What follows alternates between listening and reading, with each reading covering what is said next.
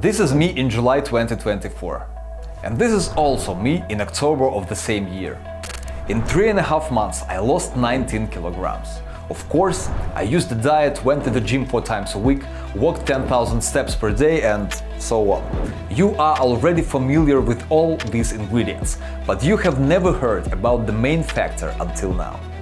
To change yourself once and for all and get whatever you want, you will have to change your narrative. The narrative. Narrative. Narrative. Identity. The narrative. Narratives. Narratives. The narrative. What the f***? In the 1950s, an American doctor named Maxwell Maltz cut people for money. It means worked as a plastic surgeon. After hundreds of successful operations, he suddenly discovered an amazing fact. If a girl tells herself this story that she is ugly, no matter how many rhinoplasties and implants she gets, she will still remain the ugly duckling in her own perception. Maxwell Maltz concluded, "We are the story we tell ourselves about ourselves." Here's more details. So, if you want to change yourself, become a multimillionaire, buy a helicopter and fly off to judge a beauty contest, or at least lose 19 kilograms in 3 months, you will have to change your personal narrative. Achieving any new results in life requires a new personal narrative. And usually the desire to create a new story arises not because you scrolled through Instagram the night before, but because the old narrative is shattered, because a catastrophe happened in life. Before I achieved these results, I lost a marriage, lost a child, lost a business that I had been building for 12 years, an apartment that I had just bought, lost the readers of my 6 books, which were bestsellers in Ukraine and several other countries. And then the war began, which took away the little that was left. When there is a chaos around and so much is destroyed that you no longer understand who you are, you have to invent a new story about yourself and force yourself to believe in it. But if you manage to create a new narrative, believe me, a diet and 4 workouts a week are just nothing. And another pleasant bonus that no one told you about. Only a personal narrative allows you to find the meaning of life. Nothing else. Yeah, let me explain. Chocolate, hair, garbage chute, Bach Symphony No. 3, Seagull, Megan Fox, Justice, Twice, Taste. Try to find meaning in this set of concepts. Impossible, right? There is no common meaning here. Okay, should we ask ChatGPT about this? This set of concepts seems highly eclectic. Nevertheless, it continues to try and chasing rainbows. And now a little magic. Choose from 5 to 7 concepts from this set and create a simple story from them. Narrative. For example, like this. After the seagull flew twice over the Megan Fox's head, the girl felt that there was something on her hair. She tasted it and her taste buds suggested chocolate.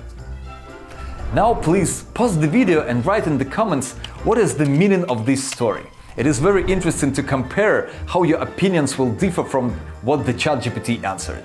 By the way, yes, AI is quite capable of finding meanings and even compiling its own. And here is a conclusion for which we don't need Dr. Maltz. Chaos has no meaning. Meaning only appears when a narrative arises. And the meaning itself is always an interpretation of the narrative. Someone might decide that the meaning of this joke is that Megan Fox is too trusting of her taste buds. Someone else might think that the seagull makes this with chocolate. And here is the ChatGPT version. It is clear that from the same set of facts, different people create different narratives. Someone after losing a marriage, business and apartment will create a narrative about a chronic alcoholic. And the meaning of the story will be obvious even to a child. Drink and forget yourself.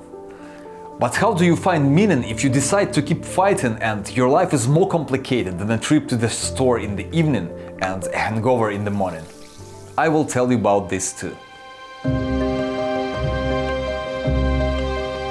In December 2019, I climbed Kilimanjaro, the highest point in African continent.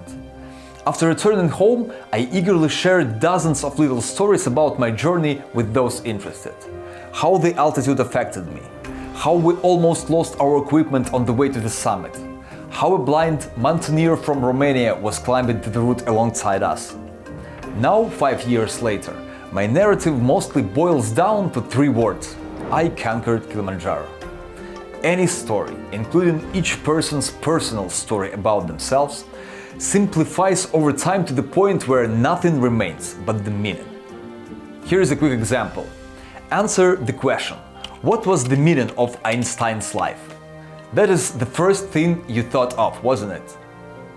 But he also had hundreds of smaller narratives. He loved, he hated, he was a fervent Zionist and persuaded Roosevelt of the necessity of creating the atomic bomb. But for some reason you remembered this. And here is another vivid example. This is a fragment of Dwayne John's interview with Oprah Winfrey. So I said, I wonder how much money I have. And I took out my wallet and I had a 5, a 1, and some change. And at least I rounded up. I'm optimistic. So I thought, oh, I have $7. And now everything, my production company and all marketing, everything is $7.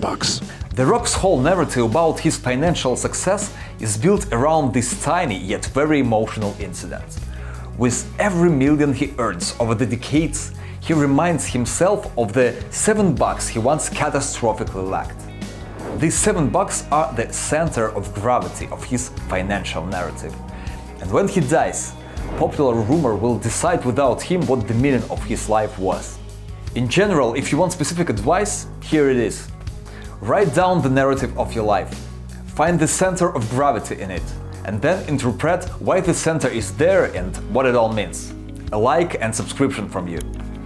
And I have something else important. Daniel Kahneman, in his legendary book Thinking, Fast and Slow, says that our remembering self governs narratives. Suppose you are planning a vacation, let's say hiking in the jungle. Humidity, wild animals, trekking with a machete, ooh. But here is the condition. At the end of the vacation, all photos and videos will be deleted and you will take a potion that erases your memories. Here is the question. How much would you pay for such a vacation? And would you even go on it? I think you wouldn't. We live to collect stories and string them onto the main narrative of like shells on a necklace. And if there are no memories left, then there is no point in making an effort. But this property can be used to your advantage. Imagine that you are about to undergo a terribly painful operation. Doctors warn, you will scream in pain and beg to stop. But when it's all over, you will be given a pill that will completely erase your memory. No unpleasant memories. You will come to the operation, right? No problem. By the way, this is exactly why colonoscopies are done under anesthesia in the modern world, so that heavy memories do not poison the personal narrative. If only the governments of our countries cared about us in the same way. Narratives can be not only personal, but also Russian narratives. U.S. government narrative. Narrative on COVID-19. Garbage narrative. Persian narratives. The Chinese nationalist narrative. National narratives in Egypt and Algeria. The biblical narrative. People, you and me, are exactly the same concepts for the state narrative. They are built by highbrow communication specialists and ministers of information. Democracy, peacekeeping, non-dollar financial systems, all these are forms of stories that states tell each other. And if by chance you are unlucky and find yourself in the bad enough time and place, you too can become the center of gravity of state history or even some international narrative. An even higher level is meta-narratives. These are stories that permeate times and generations. For example, for more than 2000 years, Jews have maintained their ethnic and religious identity thanks to the meta-narrative of one God and his chosen people. There is a well-known Chinese curse: may you live in interesting times. The author of this curse, whoever they were, understood life quite well. Interesting times or times of change come when global state narratives collapse, and each person has to answer the question, who am I anew, inventing a new narrative about themselves. I wish you only the best, so no curses. May you live in normal, usual times. Stay chubby. I am serious.